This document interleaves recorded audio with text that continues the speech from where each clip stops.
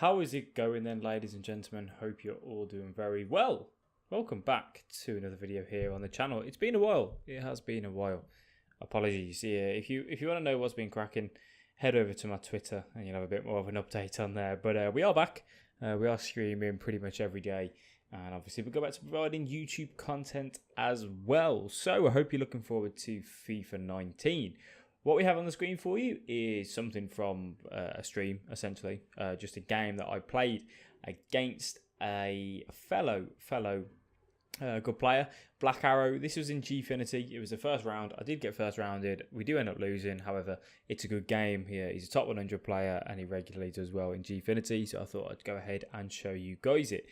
While we do that, I'm going to go ahead and answer some questions. Essentially, what I want to be providing for content in the meantime, while we're waiting for FIFA 19 to come out, it's just kind of going to be a bit more of a bit of a chat, a bit of a chill, you know, something that you can kind of put on and listen to in the background. But if you want to watch the gameplay and see, you know, some high level stuff, then you can do. Best of both worlds, really. So if you want to just listen, feel free.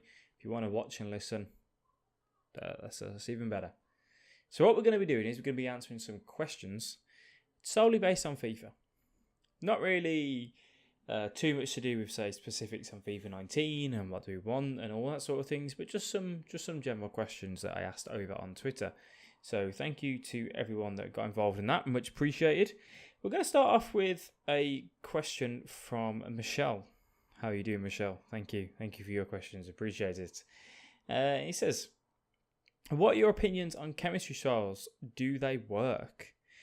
Kind of a bit of 1 and 2. He says, do you think they give the boost EA says they do? Now, my personal opinion on chemistry styles, I think it's something that probably a lot of people agree with on this, is that they bring in chemistry styles, and I think you've got your certain ones which are just, you know, what people will use. So, you know, Shadow, for example, on your defenders, someone that's not as quick, you whack a Shadow on them. Helps out in their base department. And then, you know, you got your Hunter, your Hawks, and so on, but more of attacking wise. Now, I feel like what happens is you apply a Shadow and you think, great, he's going to get the, you know, the extra 10 boost within his pace. Brilliant. Going to increase acceleration, sprint speed, whatever. Going to make him quicker. Great.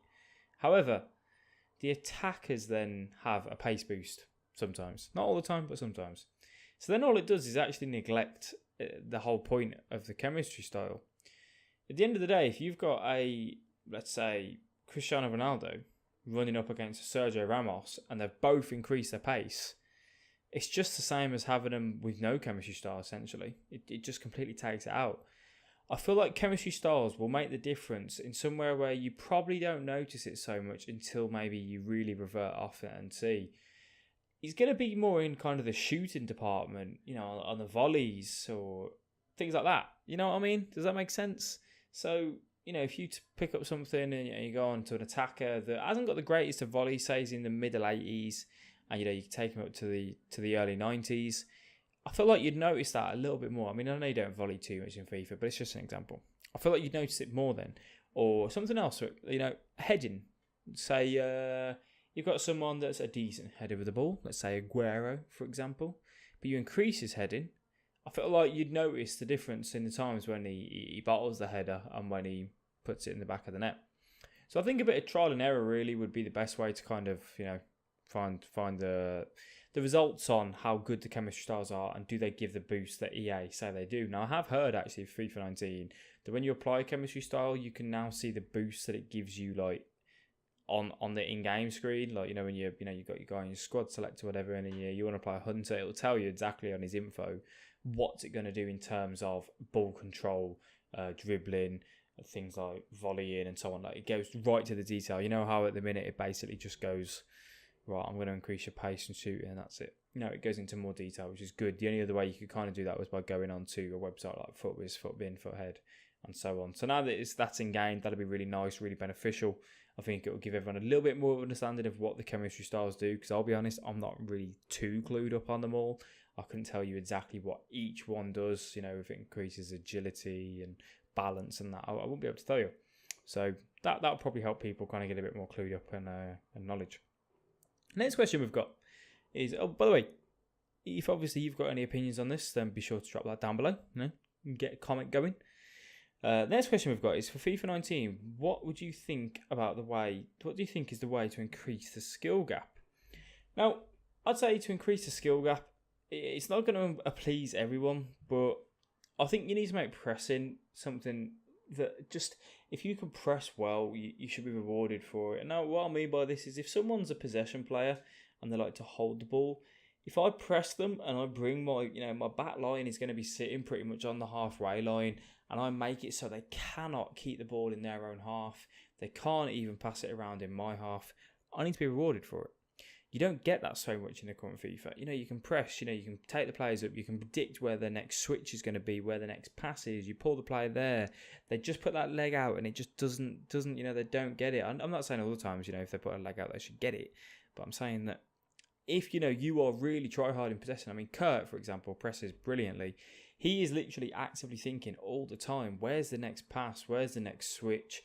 What player does he need to switch to? How long does he need to hold second man pressure for? When does he need to come off second man pressure because it's going to pull someone out of position? Where is that person going to go, and so on? It's very complex and it's very deep on how you kind of need to do it and get it done effectively.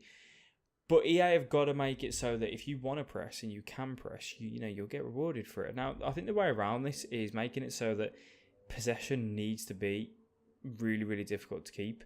And I don't mean that, you can never really hold the ball. What I mean is, if someone's going to switch it from their right back to their left back, and it's going to go from literally the bottom half of the pitch to the top half of the pitch, I don't want to see that too often. Right, Kyle Walker is not going to switch it to my left back perfectly 9 times out of 10 as it does in the current FIFA. Like, literally, you think about it when you switch the ball. It is pretty much, most of the times, pinpoint straight to that guy's foot. That shouldn't happen. That's not going to happen in real life. First of all, Kyle Walker would very rarely even attempt that sort of switch.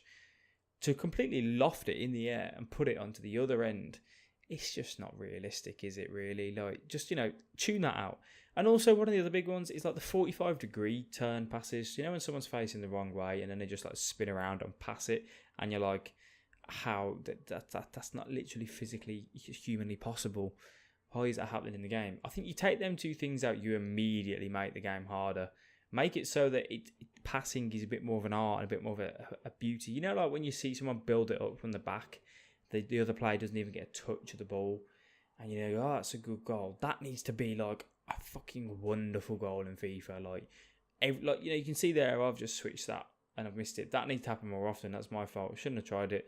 Lose the ball. It needs to happen more often. It needs to punish players, essentially. So that is probably how I'd say increase the skill gap, make it so that possession isn't so easy to keep, and that just the stupid switching and the 45-degree turns and that. But other than that as well, the other way that I think everyone's going to have mixed opinions on this. For me, keepers parry the ball way too much than they should. If you've got the best keeper in the world, whoever that is, whether you're thinking De Gea, Neuer, one of the icons, whatever, the way they palm it straight into an attacker's feet works. It's too often. Now, I'm not saying it just happens against me, because obviously it doesn't. It happens for me as well. But I'm saying it happens too often regardless, whether it's for me or whether it's for the opponent. That needs to just be tuned down to a massive degree. 1 in every 20, 30 should be palmed back out to the attacker, right at the attacker's feet. I don't mind when it goes into a bit of a scrap between the attacker and the defender, because that happens in football, all the time. But you think, how many times does De Gea palm it straight to an attacker's feet for a tap-in? Not that often, really. He wouldn't be at Manchester United if he did that as much as it happens in FIFA. So yeah, I'd like to see that kind of tuned as well. I just think it just happens way too often. Pretty much just not really anything else to it. Just bring that down. Other than that, I think mostly that's kind of the big things for me to increase the skill gap. I don't really know what other way you could make it, even more. I mean, they've already added obviously the dynamic shooting and the tactics and stuff. So time shooting, the dynamic tactics. That's gonna hopefully add that bit of a skill gap, but you don't know until the game comes out and until we try it. But I think that's kind of covered what I would like to see FIFA 19, and also just give us clean servers. I think if you give us clean servers 24/7, I think most people will probably agree that if you're the better player, you're going to win most of the time. I'm talking 98% of the time. Whereas if you play someone in delay, even if you're the better player, sometimes it can just not go your way. Next question we've got is, what are some of the common mistakes people make in terms of FIFA gameplay? I'll just say rushing it straight up. That's what literally most players that aren't very good will do. They just rush it. They just want to go forward and forward and forward, and they just want to attack. At the end of the day, defending's boring. No one cares about defending. That's the reason why people leak goals like there's no tomorrow. They just want to attack. They just want to get forward. They just want to score the good goals and so on. At the end of the day, if you want to get good at FIFA, you need to work on from the back, first of all. If you can defend, then you're going to win games regardless. You will create chances in FIFA. It's how FIFA works. It wants you to score goals. It's a video game. It doesn't want you to stay at 0-0 or win 1-0. It wants you to score a couple goals a game. If you can make that work for you and against you, so in terms of, well, technically for you in both ways, if you can just defend your arse off, you're not going to concede, and then you just need to take your chances when you get them. So I'd say, the one big common mistake, is just rushing things. Just slow it down, man. Just go backwards more than you go forwards, and go sideways and wait for that perfect pass. I mean, not all the time. Sometimes you do have to, mix the tempo up and change it and so on. But mainly just hold the ball. I mean, it's not everyone's play style. I mean, Gorilla, for example, doesn't hold the ball. He goes forward all the goddamn time. But he is exceptional at it. You could be one of those people. You could be very good at going forward and scoring more goals than the opponent and not giving a crap about how many you concede. However, I feel like most people don't have that ability that Gorilla would have to do that. So my advice for the general average Joe is just keep the ball more than you are, play the ball backwards more, and so on. And that's probably the best advice you can kind of get in terms of just to already improve your FIFA game. Other common mistakes is people not knowing all the game mechanics in terms of second man pressure, low drivens, and all that sort of jazz. Just make sure you're fully up to date with what's working at the minute, what's strong. Obviously, patch by patch comes. Some things do change, some things come in new, other things go. Skill moves, some particular skill moves will work, some particular skill moves won't. Sorry, I just smashed the mic one. And you've just got to pick up on that, really. But everyone else is different. Those are the two big common mistakes, I'd say, more than anything. Other than that, I can't really think of anything else off the top of my head. I think that's... I am pretty tired, I will pre-warn you. So, not the best for me to be like this, however. Right then, next one. Who are some of the best players you've ever played, and what was so good about their gameplay? Well, I've played the likes of Shells, Ice Principe, if you want to call him, any good Jablet. Shells, it was difficult. It was when he was going through a bit of a rough patch, so it was quite hard to see. Honestly, one of the guys that I played that was phenomenal, but was a cocky bugger as well, was Mayo. And he was just so unpredictable in the attack. I just didn't know what to do half the time. I couldn't defend against him. And he was just brilliant. However, he was a bit of a dick. He liked the shush and then the dab and watching all the replays, and was really out there to try and piss you off. So, but yeah, he was phenomenal. It was just his attack. I didn't know what was coming. 1 minute he'd play 1-2. The next minute he'd do a skill move into a low driven pass, direct it at R9's feet and smash it first time. He was just really unpredictable. It's hard if you can develop an attack and play like that. You can do some serious danger against most very good players, to be honest. So, yeah, I think he was up there, definitely. I have played the likes of Jablet on Xbox, and he when he's on his day as well, he's another player that's absolutely phenomenal, where if he wants to see out a game, you will not get the ball off him. Apologies for that motorbike deciding to rag it round. You will not get the ball off him. He is very, very good at doing that sort of thing as well. What's so good about the gameplay is they don't make mistakes. They just don't make mistakes. They don't give you a chance to get in. And if you make a mistake, I can guarantee you they are going to punish you for it. I think that's one of the things that I do quite regularly. I do make mistakes. I do need to learn to keep my head a little bit more. And yeah, they don't allow you to. If you make that mistake, they're going to punish you for it. Which, you can get away with it against your Gold 1, Elite 3 players. But if you're against one of them guys, they're going to punish you, and they're going to make you feel the pain.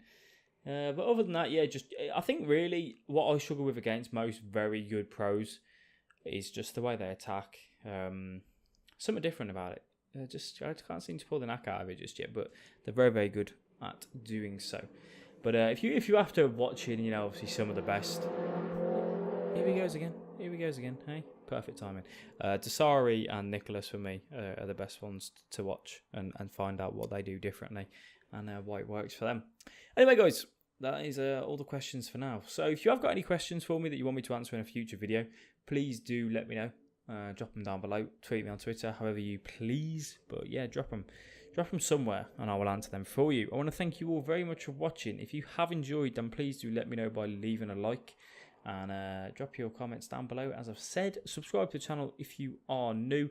Check out all the socials in the description box below, and I will leave you with the rest of the game. This game does go to extra time and then it gets a little bit embarrassing, but I'll leave you with it anyway. Thank you all for watching, guys, and I'll catch you all later.